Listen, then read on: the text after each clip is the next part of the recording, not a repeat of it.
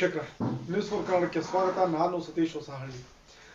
ಕಾಂಗ್ರೆಸ್ ಅಲ್ಲಿ ಉಪಮುಖ್ಯಮಂತ್ರಿ ಮಾಡಲೇಬೇಕು, ನೀವೇನ್ ಮಾಡ್ತೀರೋ ಗೊತ್ತಿಲ್ಲ, ಉಪಮುಖ್ಯಮಂತ್ರಿ ಸ್ಥಾನವನ್ನ ನಮಗೆ ಕೊಡ್ಲೇಬೇಕು, ಕಡ್ಡಾಯವಾಗಿ ನಮ್ಮನ್ನು ಉಪಮುಖ್ಯಮಂತ್ರಿ ಮಾಡಬೇಕು, ಮಾಡಲಿಲ್ಲ ಅಂದ್ರೆ ಮುಂದಿನ ಪರಿಣಾಮವನ್ನು ಎದುರಿಸಬೇಕಾಗುತ್ತೆ ಅನ್ನೋ ಒಂದು ವಾರ್ನಿಂಗ್ ಕೊಡುವ ಮಟ್ಟಕ್ಕೆ ಕಾಂಗ್ರೆಸ್ ಬಂದು ನಿಂತಿದೆ. ಜೊತೆಗೆ ನೋಡಿ, ನಿಗಮ ಮಂಡಳಿ ಪಟ್ಟಿ ಬಿಡುಗಡೆ ಆಯ್ತಷ್ಟೇ, ರಾಜಣ್ಣ ನೇರವಾಗಿ ವಾಗ್ದಾಳಿಗಿಳಿದ್ರು. ನಾವೇನು ನಿಮ್ಗೆ ಗುಲಾಮ್ರ, ಹೈಕಮಾಂಡ್ ಗುಲಾಮ್ರ?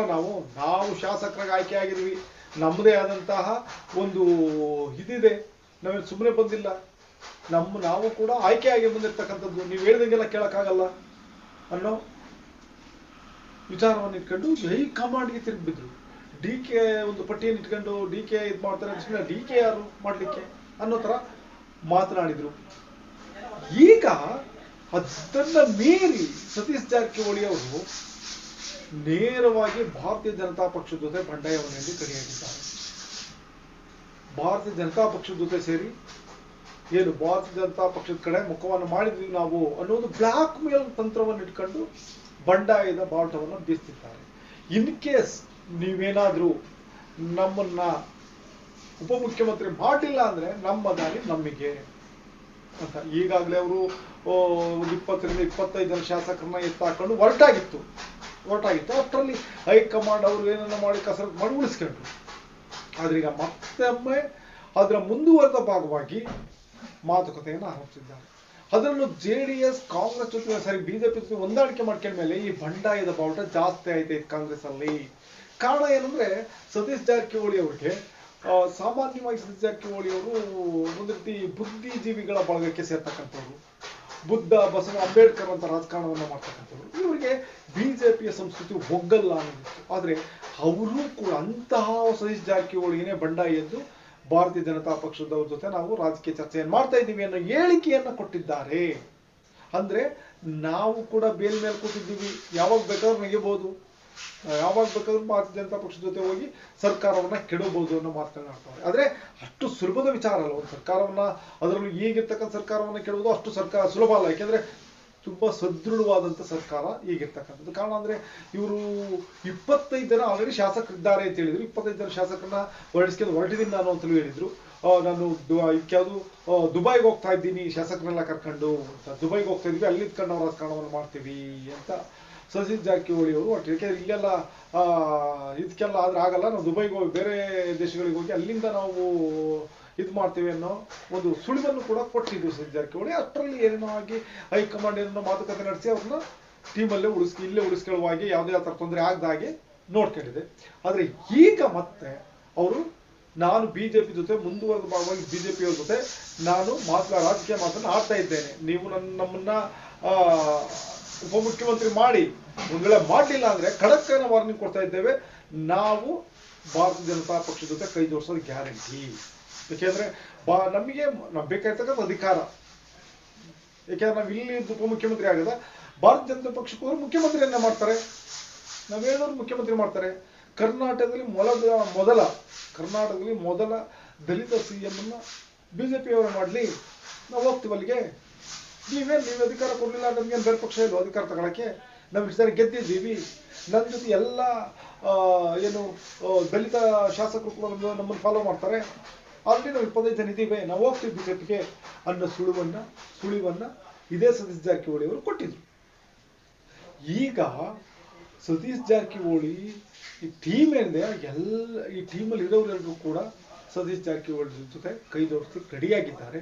ಇನ್ ಕೇಸ್ ಇದಕ್ಕೆ ಕಾರಣ ಏನಂತ ಅಂದ್ರೆ, ಇಲ್ಲಿ JDS ಹೊಂದಾಣಿಕೆ ಬಿಜೆಪಿ ಜೊತೆ JDS ಯಾವಾಗ ಹೊಂದಾಣಿಕೆ ಮಾಡ್ಕತ್ತೋ ಕಾಂಗ್ರೆಸ್ನಲ್ಲಿ ಇವರೆಲ್ಲರೂ ಕೂಡ ಬಿಜೆಪಿ ಕಡೆ ತಿರುಗೋರ್ ಸಂಖ್ಯೆ ಜಾಸ್ತಿ ಆಯ್ತು.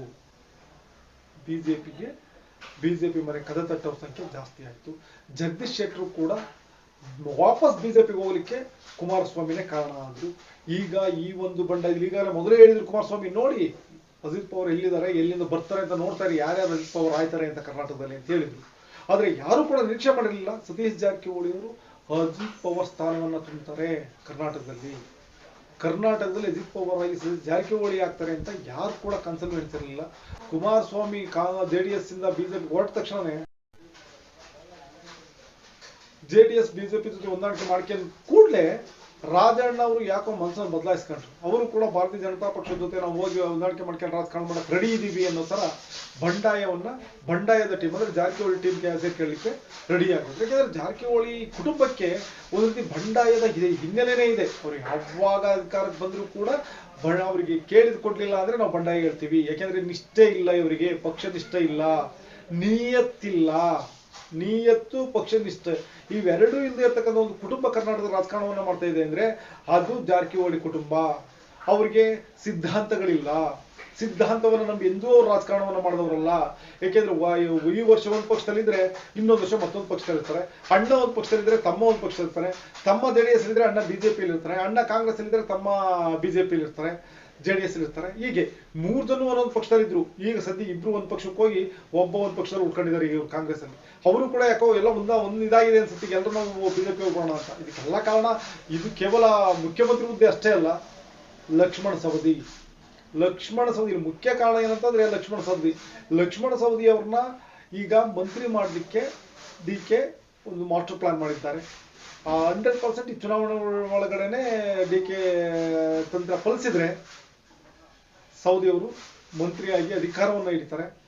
ಇದು ಆಕ್ಚುಲಿ ಸತೀಶ್ ಜಾರಕಿಹೊಳಿಗೆ ಭಯಂಕರವಾದಂತ ಒಂದು ಇದು ಕೊಟ್ಟಾಗ. ಇದಕ್ಕೆಂದ್ರೆ ಒಂದ್ ವೇಳೆ ಏನಾದ್ರೂ ಲಕ್ಷ್ಮಣ ಸವದಿ ಮಂತ್ರಿ ಆದ್ರೆ ಜಾರಕಿಹೊಳಿ ಬೆಳಗಾವಿಯಲ್ಲಿ ತನ್ನ ಅಧಿಕಾರವನ್ನ ಕಳ್ಕೊಳ್ತಾರೆ. ಅಧಿಕಾರ ಅಂದ್ರೆ ಏನು ಒಂದು ಹಿಡಿತವನ್ನ ಕಳ್ಕೊಳ್ತಾರೆ. ಅಧಿಕಾರ ಬೆಳಗಾವಿಯ ಮೇಲಿರ್ತಕ್ಕಂಥ ಹಿಡಿತವನ್ನ ಕಳ್ಕೊಳ್ತಾರೆ ಅಂತ ಹೇಳಲಾಗ್ತದೆ. ಜಾರಕಿಹೊಳಿ ಕುಟುಂಬ ಇದು ಸೌದಿ ಕುಟುಂಬ ಅಷ್ಟಕ್ಕಷ್ಟೇ ಮೊದಲಿಂದನೂ ಇವರು ವಿರೋಧಿಸ್ಕೊಂಡು ಬಂದವರು ಸೌದಿ ಮತ್ತೆ ಜಾರಕಿಹೊಳಿ ಕುಟುಂಬದವರು. ಸೊ ಹಾಗಾಗಿ ಸೌದಿಗೆ ಅಧಿಕಾರ ಸಿಕ್ಕಿದ್ರೆ ಜಾರಕಿಹೊಳಿ ಅಂಡ್ ಟೀಮ್ ವೀಕ್ ಆಗ್ತದೆ. ಹಾಗಾಗಿ ಸೌದಿಯನ್ನ ಈಗಿರ್ತಕ್ಕಂಥ ಬೇಡಿಕೆ ಇಷ್ಟ, ಸೌದಿ ಮಂತ್ರಿ ಮಾಡೋದಾದ್ರೆ ನಾನು ಬಿಜೆಪಿಗೆ ಹೋಗ್ತೇನೆ, ನಾನು ಬಿಜೆಪಿ ಜೊತೆ ಬಂಡಾಯ 20-25 ಜನ ಶಾಸಕರ ಜೊತೆ ಅವ್ರನ್ನ ಕರ್ಕೊಂಡು ನಾನು ಬಿಜೆಪಿಗೆ ಹೋಗಿ ಬಿಜೆಪಿಯಲ್ಲಿ ನಾನು ಮುಖ್ಯಮಂತ್ರಿನೋ ಆಗ್ತೇನೆ.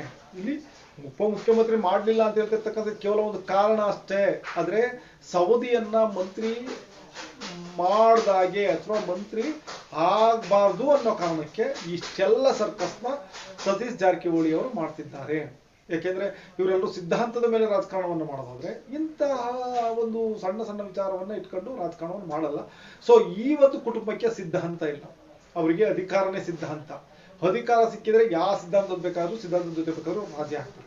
ಯಾಕೆಂದ್ರೆ ಸತೀಶ್ ಜಾರಕಿಹೊಳಿ ಅಂದ್ರೆ ತುಂಬಾನೇ ಎಲ್ಲರೂ ತಿಳ್ಕೊಂಡಿದ್ರು. ಸತೀಶ್ ಜಾರಕಿಹೊಳಿ ಅಂದ್ರೆ ಒಂದು ರೀತಿ ಎಡಪಂಥಿಯವರು, ಜೊತೆಗೆ ಬುದ್ಧಿಜೀವಿಗಳ ಬಳಗಕ್ಕೆ ಸೇರಿದವರು ಅಂತ ಸತೀಶ್ ಜಾರಕಿಹೊಳಿ ತಮ್ಮ ಸಿದ್ಧಾಂತಕ್ಕೆ ಎಲ್ಲೂ ಕೂಡ ಎಳ್ಳಷ್ಟು ಇದಾಗ್ತಾ ಇರ್ತಾರೆ, ಟಚ್ ಆಗದೆ ಇರ್ತಕ್ಕಂಥ ಭಾರತೀಯ ಜನತಾ ಪಕ್ಷದ ಜೊತೆ ನಾನು ಹೊಂದಾಣಿಕೆಯನ್ನು ಮಾಡ್ತಿದ್ದೀನಿ, ಆ ಪಕ್ಷಕ್ಕೆ ಹೋಗ್ತೀನಿ ಅಂತ ಹೇಳ್ತಿದ್ದಾರೆ. ಅಂದ್ರೆ ಇವರಿಗೆ ಸಿದ್ಧಾಂತ ಅನ್ನೋದು ಕೇವಲ ರಾಜಕಾರಣಕ್ಕಷ್ಟೇ, ಅದು ಕೇವಲ ನಾಟಕ ಅಂತ ತೋರಿಸುತ್ತೆ. ಟೋಟಲಿ ಸತೀಶ್ ಜಾರಕಿಹೊಳಿ ಅವರು ಬಂಡಾಯ ಇದ್ರೆ ಸರ್ಕಾರ ಬೀಳುತ್ತೆ. 25 ಜನ ಈಗಾಗಲೇ ಅವರೊಮ್ಮೆ ತೋರಿಸಿದ್ರು ತಮ್ಮ ಸ್ಟ್ರೆಂತ್ ಅನ್ನ, 25 ಜನ ಇದೀವಿ ಅಂತ.